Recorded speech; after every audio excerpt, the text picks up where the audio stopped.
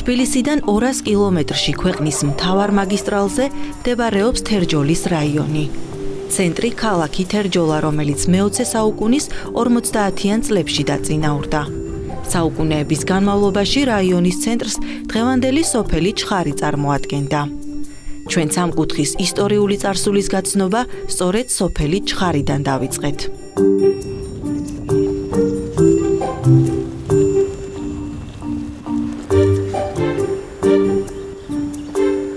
ალექსანდრე ბუცხრიკიძე ამ სოფლის მკვიდრია, ისტორიკოსია. 85 წლის არის და მიუხედავად ასაკისა, დღესაც ასწავლის ჩხარის საჯარო სკოლაში სამოქალაქო განათლებას. რაიონის ისტორიის გაცნობაში სწორედ ბატონი ალექსანდრე დაგვეხმარა. პირველი მოსახლე ადამიანი ახალი ქვის ხანაში მოვიდა და ოქონის გორაზე დასახდა.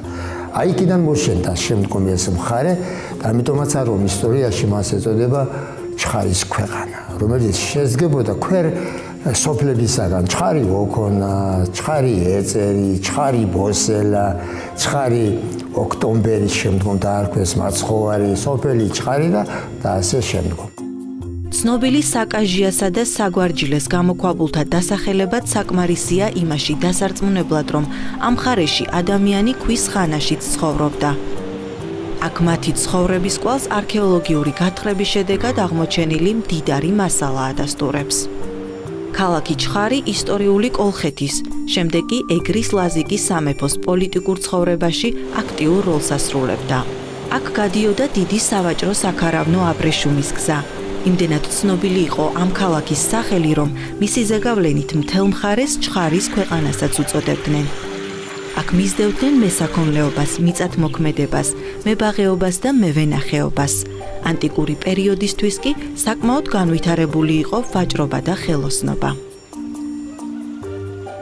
საქალაქო ცხოვრება ჩხარში მთელი შუა საუკუნეების განმავლობაში არსებობდა და ჩხარელი ხელოსნების ნახელავი და ვაჭართა მთელი რიგი აქტიურ მონაწილეობას ღებულობდა მაშინდელი საქართველოს ფეოდალურ ეკონომიკაში. ამის შემდგომ განვითარდა ჩვენი სოფელი და იქცა იგი შუა საუკუნეებში ქალაქად, რაიონულ ცენტრად, ერთ-ერთ დიდ კულტურულ და ეკონომიკურ ცენტრად, თავისი ხელოსნობით, თავისი ვაჭრობით.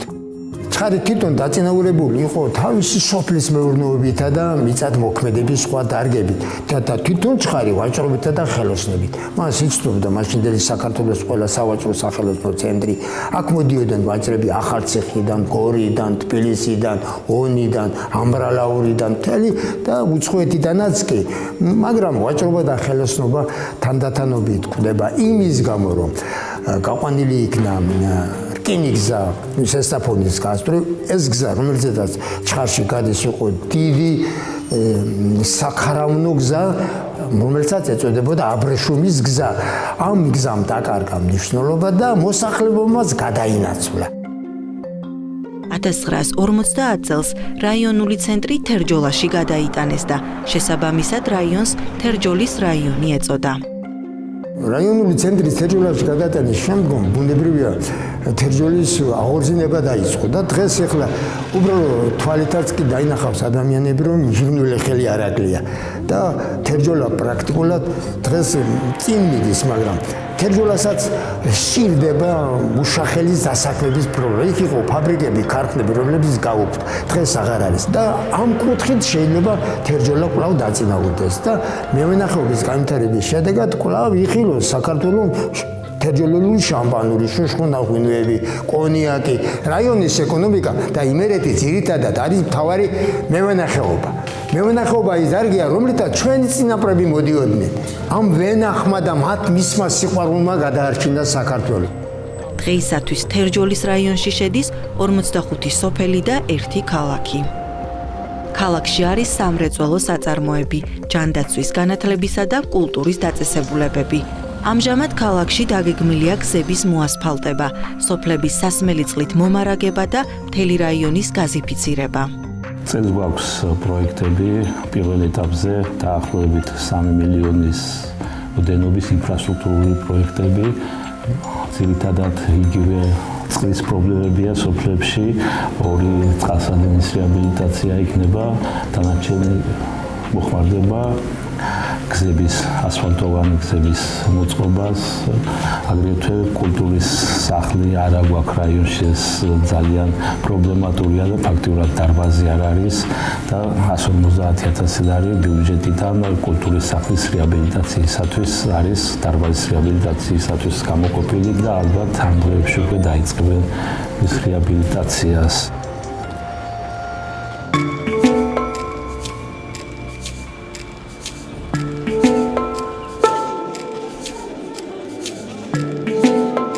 ქალაქის ცენტრში მდებარეობს თერჯოლის სამხატვრო სკოლა, რომელიც 1965 წელს შეიქმნა.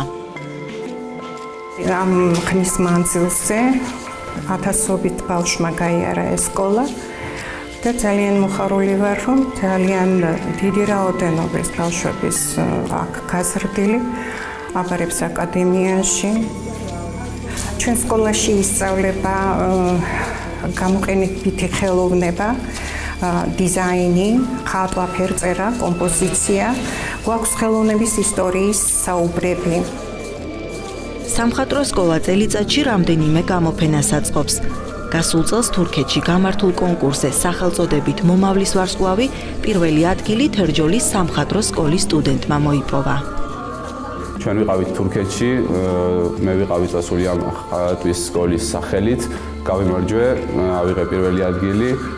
ფესტივალი იყო საერთაშორისო, ასე ერთი სახელით, მომავლის ვარსკვლავები, რომელიც საკმაოდ კარგი მაღალ დონეზე ჩატარდა.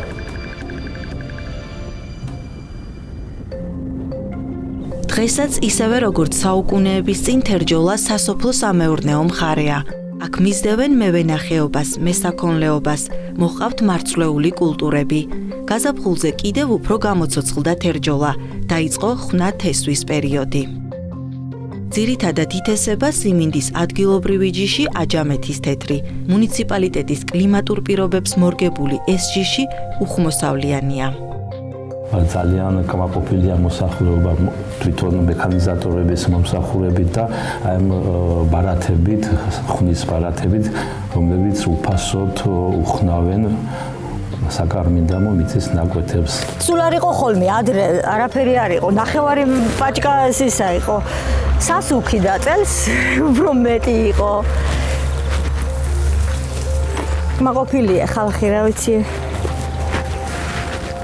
იმდენი მიიღეს მოსავალი სიმინდი ხო წელს?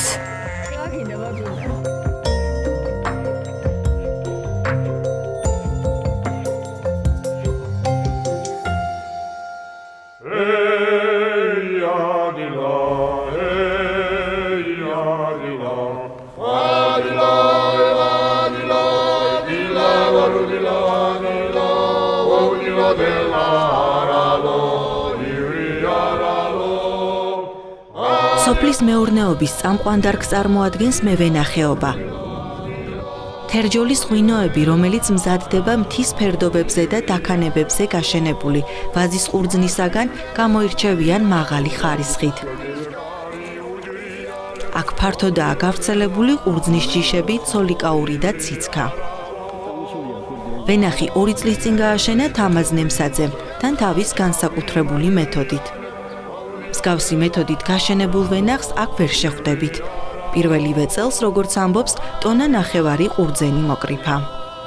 დამინტერესდი კარგი ვაზი მქონოდა და დღედაღამე არ მეძინა რომ ესე იგი კარგი ვაზი ჩამეყარა და გამეკეთებინა. ვერვიყე კარგი გვირდი, თელი დასჭარ საქართველოს დევია ამ გვირდზე.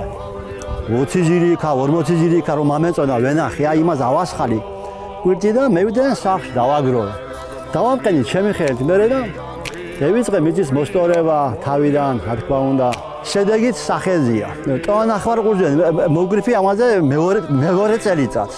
დაიგერებთ? ტონა ნახევარი ყურძენი. მაგ გადახემინებული. უყურე ამას ნეკები აქვს. მოსახლეზე დაგდი ჩვენ დიდი 7 კვირტი აქვს. ამ ხელალი ერთი აქვს იმას. იმას ქვია მოსახლე. მე დავნეკე. 3 ნეკი აქეთ არის, 3 ნეკი აქეთ არის. ეს არის უფრო სმოიარე. და დიდი ტევანით სამ ნეკმა. და მოსახლეობა ესეც პატარ-პატარა ტევანი მოსახლეებმა. ციცქა, მხრიანი ციცქაც ვედახით ჩვენ მამას. უძვირფასესი ჯიშია. ვისაც არ უნდა გითხო, ყველა გიქებს ამ ჯიშს. სუფთა შამპანის მასალა არის. 1800 ლიტრი უნდა მქონდა გავყიდე და ერთი 300 ლიტრი დევიდო ჩემთვის მოსტანვადი 300 ლიტრი უნდა მეყოფა ახლა და 1800 ლიტრი მქონდა და ამდენ რა თმინდა აბა გავყიდე 500 თამაზე იღეს ქორჯილში სამჯერ დამირეკეს მადლობა იქიდან კარგად გვაქეიფა შენ მაგუნო და კარგად მოგვალ ხინაო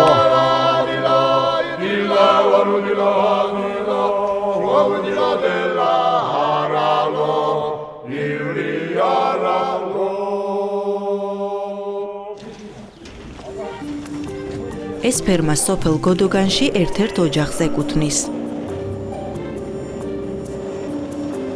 2001 წლიდან დავაფუძნეთ კვერცხის წარმოება. დავიწყეთ თავიდან რა თქმა უნდა ერთი ცეხი გავაკეთეთ და 4000 ქათამი ყავდა კვერცხის წარმოებელი. ამ შემდეგ ყოველწლიურად დანაზოგიდან რაც საშუალება ჰქონდა ვამატებდით. მეორე ცეხი გავაკეთეთ. დღეისთვის ფერმაში 4000-მდე ქათამი, 80 ღორი და 37 სული საქონელია. სულ დასაქმებულია 20 კაცი. გასაღების ბაზარი ძირითადად დასავლეთ საქართველოა. ბოლო წლებში საზღვარგარეთიდან შემოსულმა პროდუქტმა ადგილობრივ მეწარმეებს პრობლემები შეუქმნა, რადგან არათანაბარ პირობებში აღმოჩნდნენ.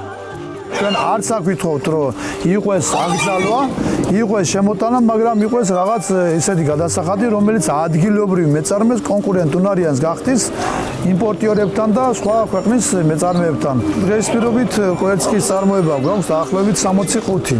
ეს არის დაახლოებით 18-დან 21000-მდე კვერცხს ვაწარმოებთ დღეში, რომელსაც ძირითადად ვახდენთ ქუთაისის ბაზარზე, ქუთაისის რეგიონებში, დასავლეთ საქართველოში. თერჯოლაში ასევე განვითარებულია სასათბურე მეურნეობები. აქ მოჰყავთ მწვანილი, ძირითადად კი ცერეცო. სათბური ჩვენია, წელს გავაკეთეთ პირველად, ცერეცო სათბურია, მოსავლიანია, მომგებიანია. ცოტა მთავრობა დაგვეხმარა კრედიტი გამოვიტანეთ, გავაკეთეთ და დავით კმაყოფილები ვართ. ეხლა მაგალითად ისეთი პერიოდია მარტის და აპრილის თვე. ყოველ კვირაში იკრიფება. რა თქმა უნდა, ქალები დასაქმებულები არიან. კრეფის დროს 20 ლარს ხებულობენ. მაყოფილები არიან კრეფავებიც და ჩვენთვისაც კარგია. ცერეცო რომ დამთავრდება მაისის თვეში, მერე ყველა მეც ასევე ამის მოითხრება ცერეცო და მერე ვაკეთებთ პამიდორს და კიტრს. შეიძლება კიტრის მოსავალი ამის დათესვამდე ორჯერ მოვიყვანოთ. ძირითადად ცერეცო ბარდება ქუთაისში, უფრო იყიდება და კიტრი და პამიდორი ზესტაფონში უფრო ახლო ბაზარია და გაგვაქვს ზესტაფონში და ქუთაისში.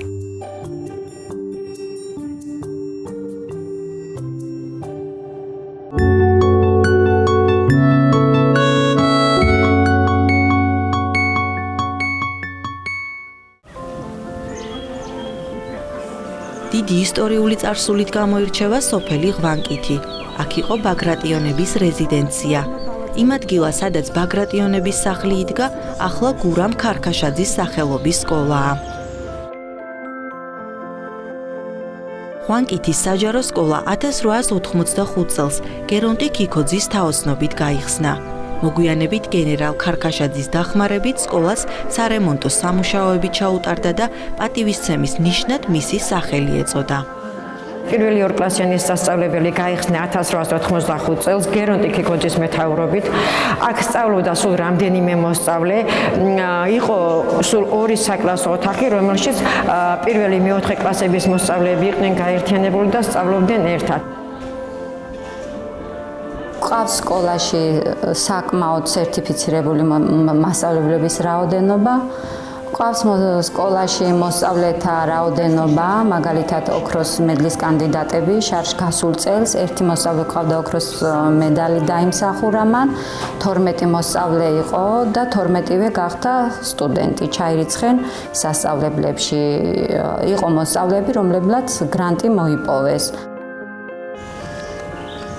სკოლის ეზოში დღესაც დგას ისტორიული ცაცხვისხე, რომლის ჩრდილქვეშ ხშირად იკრიბებოდნენ ქართველი საზოგადო მოღვაწეები. აი ჩვენი სკოლის ეზოს ამშვენებს ისტორიული ცაცხვი. ეს ცაცხვი 100 წლოვანია. ამ ცაცხვის ძირში ხშირად ისხდნენ და ბაასობდნენ ჩვენი ქართველი ინტელიგენციის თვალსაჩინო წარმომადგენლები. აკაკი წერეთელი, მამია გურიელი. მერი და მისი და თამარ შერვაშიძეები. დღეს აი ამ ჩვენ სკოლაში ბევრი ხვანკითელი სწავლობს, მოსწავლეების აღზრდის საქმეს ემსახურებიან პედაგოგები. ჩვენ პედაგოგები წარმართავთ საგაკვეთილო პროცესს თანამედროვე ინოვაციური მეთოდების გამოყენებით და იმედი გვაქვს, რომ კვლავ სასახელო შვილები აღიზრდებიან ჩვენ სკოლაში და ასახელებენ სოფელს და ასახელებენ თავიანთ მშობლიურ სკოლას.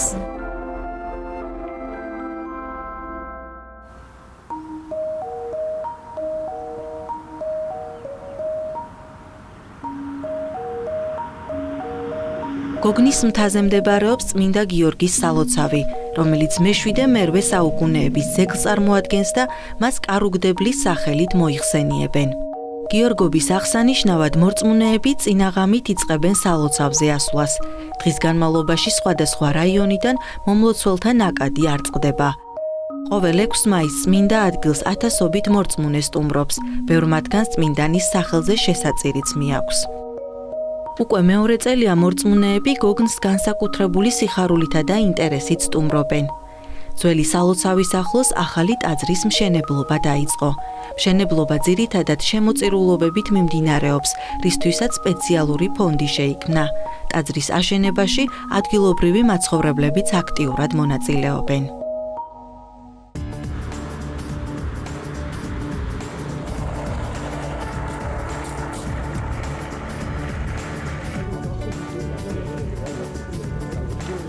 თორმეტწლიანი პაუზის შემდეგ ისევ თამაშობს საფეხბურთო გუნდი „საპოვნელა“. გუნდი 1955 წლიდან სხვადასხვა სახელით გამოდიოდა უმაღლეს ლიგაში. 2000 წელს ფინანსური პრობლემების გამო გუნდი დაიშალა და მხოლოდ 2012 წელს განახლდა და მას მერე პირველ ლიგაში თამაშობს. თვითონ თერჯოლელი გულშემატკივარის გვერდში დგომა, თვითონ ჩვენ ადგილზე ის ძველი ვეტერანი სპორტსმენები ყველა ხელი ჩაგიდებული დავდექით.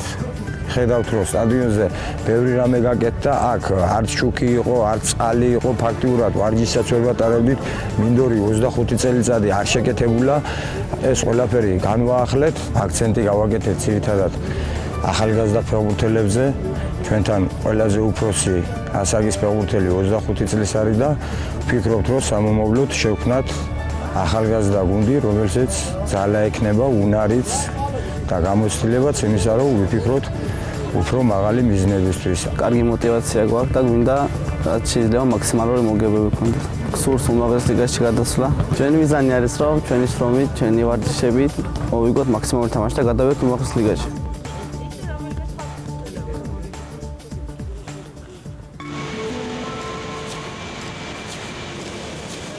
რაიონის კიდევ ერთი ღირსშესანიშნაობაა ქადაგიძის რაფი. ასე ეძახიან მდინარე ძუსაზე არსებულ ჩანჩქერს. მისი სიმაღლე 4 მეტრია. ზაფხულში, როცა წყალი საგრძნობლად იკლებს, აქ ჩანს გამოქვაბული, რომლის სიგრძეც 25 მეტრს აღწევს. როგორც ამბობენ, ამავე ხეობაში შემორჩენილია 65 მილიონი წლის ნაკვალევი. ახლა ვიმყოფებით მდინარე ძუშის ხეობაში. მდინარე ძუშა მოდის მუხურის მთებიდან, ანუ რაჭის მთებიდან, მთიანეთიდან. ამ ნაკვალევის გამო ჩამოვიყვანეთ ჯერ კიდევ ვლადივოსტოკიდან მაშინ გეომორფოლოგი ეჟოვი, რომელმაც მისცა დასკვნა ასეთი ნაკვალევის ასაკი 65-70 მილიონი წელი. სახეობა ხერხემლიანთა წარმომადგენელი, ნიანგისებთა ოჯახის წარმომადგენელი, მაგრამ მოითხოვს კვლევას, ვინაიდან არ არის ცხოველი სახე. არ არის. და ეს ნაკვალევი არის ევრაზიაში ერთადერთი, ანალოგი არ მოეძებნება.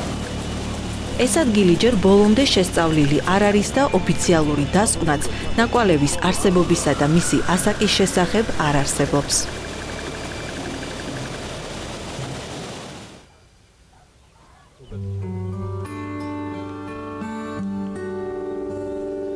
თერჯოლის რაიონში ყველაზე ცნობილი სოფელი ზედა სიმონეთია, რადგან აქ დაიბადა ის ადამიანი, რომელმაც მოგვიანებით იმერული ხასიათი და კოლორიტი ყველაზე კარგად წარმოადგინა. ეს სახლი დავით კლდიაშვილს ეკუთვნოდა. დღეს აქ მისი და მისი ვაჟის, ასევე მწერლის, სერგო კლდიაშვილის სახლ-მუზეუმია. დავით კლდიაშვილის პირველი მხატვრული თარგმანები 1885 წელს ჟურნალ თეატრში დაიბეჭდა, მაგრამ მისი შემოქმედებითი გზის დასაწყისად 1893 წელი მიიჩნევა, როცა ჟურნალ მოამბეში კლდიაშვილის პირველი ორიგინალური მოთხრობა შერისხვა გამოქვეყნდა. კლდიაშვილის შემოქმედების მთავარი თემა იმერეთის გაღარიბებული, ეგრეთ წოდებული შემოდგომის აზნაურების ცხოვრება პირველად გამოჩნდა მოთხრობა სოლომონ მორბელაძეში, რასაც სამანიშვილის დედინაცვალი და ქამუშაძის გაჭირვება მოჰყვა. დღეს სახლ-მუზეუმში დაცულია დავით კლდიაშვილის პირადი ნივთები, ხელნაწერები და მისი ცხოვრების ამსახველი მდიდარი ფოტომასალა. ამჟამად ჩვენ ვიმყოფებით მწერლის საგამოფენო დარბაზში. აი ამ დარბაზში მოცემულია მწერლის ბიოგრაფია, მთლიანად მოცემულია ორივე მწერლის ბიოგრაფია და ის ფაქტები, რაც მწერალს თავს გადახდომია, მოყოლებული რუსეთიდან, ბათუმიდან და დამთავრებული სიმონეთით. ეს გახლავთ სასტუმრო დარბაზი. აქ გამოფენილი არის მემორიალური ნივთები. ძირითადად ოჯახის ნაკონი ნივთები. კედელზე ვხედავთ ჩვენ დავითის სეულ საათს. ის საათი გაჩერდა მაშინ, როცა დავითი გარდაიცვალა. ყველა ოთახებში ბუხრებია, მას ერთი საკვამური გააჩნია და ეს არის მეტად მნიშვნელოვანი ჩვენთვის. ძველი ფორმით, როგორითაც იყო, ისე გვაქვს შენარჩუნებული დღეს. გახლავთ საძინებელი ოთახი. დავითის სეულის საწოლი კრავატი, თუჯის კრავატი ზეწრით გადასაფარებლით. დავითის პატარა სამუშაო მაგიდა, გრეხილის კამით. დავითის სეული კამოდი. დავითის პირადი ნივთები. ეს გახლავთ ქუდი, ჯოხი და ხვირჯინი. არის დავითის სეული აკვანი, დავითი არის აღზრდილი ამ აკვანში და ამიტომ ამ ოთახში გვაქვს გამოფენილი დავითის ეს ძვირფასი ნივთი.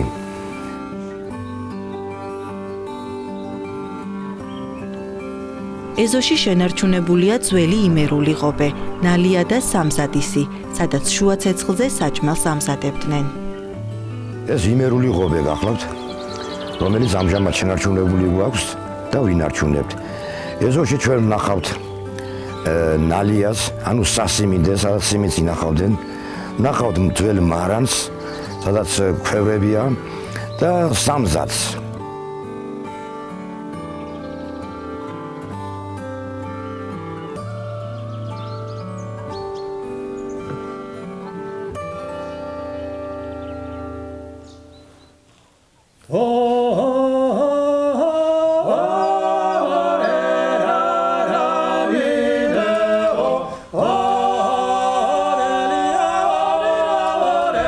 თერჯოლის რაიონში მოგზაურობას კუბლაშვილების მარანში ვასრულებთ. აქაურობა თანამედროვეობისა და ტრადიციების საინტერესო სინთეზია. მოგზანდით. გამარჯობათ. კეთილი იყოს თქვენი ფეხი ჩემ მარანში. ეს არის ჩემი მარანი, რომელიც თავიდან ბაბუა გააკეთა, აქ ძველი მარანი იყო ამ ადგილას და შემდეგ 4 წლის წინ, დაახლოებით 4 წლის წინ გადავწყვიტე, რომ გამეახლებია აქაურობა და რაც შეიძლება მაქსიმალურად შემენარჩუნებინა ის ძველი ბაბუას დროინდელი ნივთებიც და საერთოდ რაც მთავარია მარნის ყველაზე მნიშვნელოვანი ნაწილი საწნახელი. გადავწყვიტე, რომ აი ყველა აგური, რომელთაც ის ძველი საწნახელი იყო აშენებული, შემენახა და ისევ იმ აგურებით ამეშენები ახალი საწნახელი და ესეც გავაკეთეთ, რომ არც ერთი ცალი ქვა და არც ერთი ცალი აგური ძველი საწნახლის არ გადაგვიგდია, ყველა შევინახე. აქ ყველაფერი ძველ ქართულია, აბსოლუტურად. არის მხოლოდ ბუნებრივი მასალები გამოყენებული, არის ქვა, როგორც ხედავთ, არის აგური და არის ხე. ეს ადგილი ჩემი მეგობრების საყვარელი ადგილია, ჩემი საყვარელი ადგილიც არის. თამადა ყოველთვის იჯდება სუფრის თავში და ეს მაგიდებიც იმიტომ არის დიდი, რომ 20-25 კაცი იკრიბება ხოლმე. ეს ღვინო არის ციცქა და სხვათა შორის მინდა გითხრათ, რომ წელს თერჯოლაში ჩატარდა ღვინის ფესტივალი და აი ამ ღვინომ კონკრეტულად აიღო პირველი ადგილი, ანუ გრან-პრი აიღო. ეს არის ჩემი და ჩემი მეგობრების საყვარელი ადგილი. აქ ხშირად ვქეიფობთ და ეხლა ველოდები სტუმრებს უნდა მეწვიონ ჩემი ბიძაშვილები, ჩვენი საგვარეულო ცნობილი არის იმით, რომ კარგად მღერიან, კარგად მღერით და შესაბამისად აქედანაც ხშირად გადის სიმღერის ხმა. კუბლაშვილების ოჯახს არა მარტო სოფელ ღვანკითში, არამედ მთელს რაიონში იცნობენ. ცნობილი მომღერლის ვაჟა კუბლაშვილის ოჯახში ყველა მღერის. ბიძაშვილებით დაკომპლექტებული საოჯახო ანსამბლი ხშირი სტუმარია სხვადასხვა ფესტივალების. გარდა ამისა, კუბლაშვილები ანსამბლ იმერეთის წევრებიც არიან. ოქდამ ბერაში თუ ჩემს მხარეს ჩაგივლია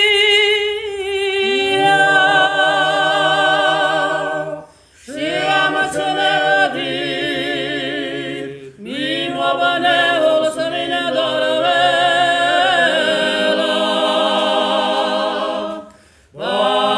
ვაზადინა მარჯნის პერი ყვავილია იმერეთში ეძახიან საპონელა ჩვენ აი ამ საბიზაშვილოს კუბლაშვილებს მქონდა შესანიშნავი ანსამბლი, რომელსაც ბატონი უზა ხელმძღვანელობდა. და ეს ყველაფერი შეწყდა მაშინ, როდესაც ბატონი უზა დაიღუპა. მაგრამ ჩვენ მაინც არ გვასვენებს ეს, ასე ვთქვათ. სისხლდა ყოველთვის ვიკრიბებით. ხშირად ვერივათ რაიონში კონცერტებზე.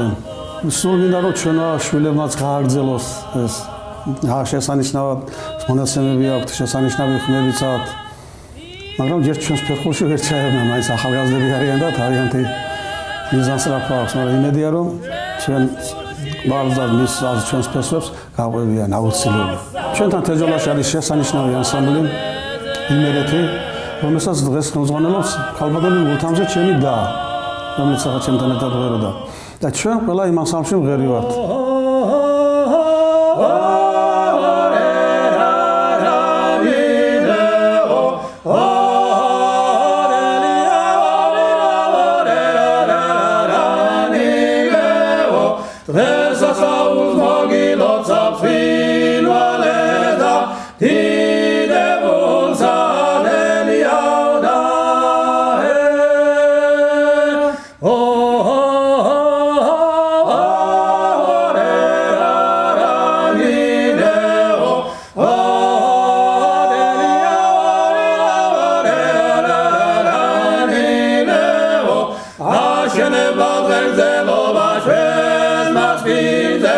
Hey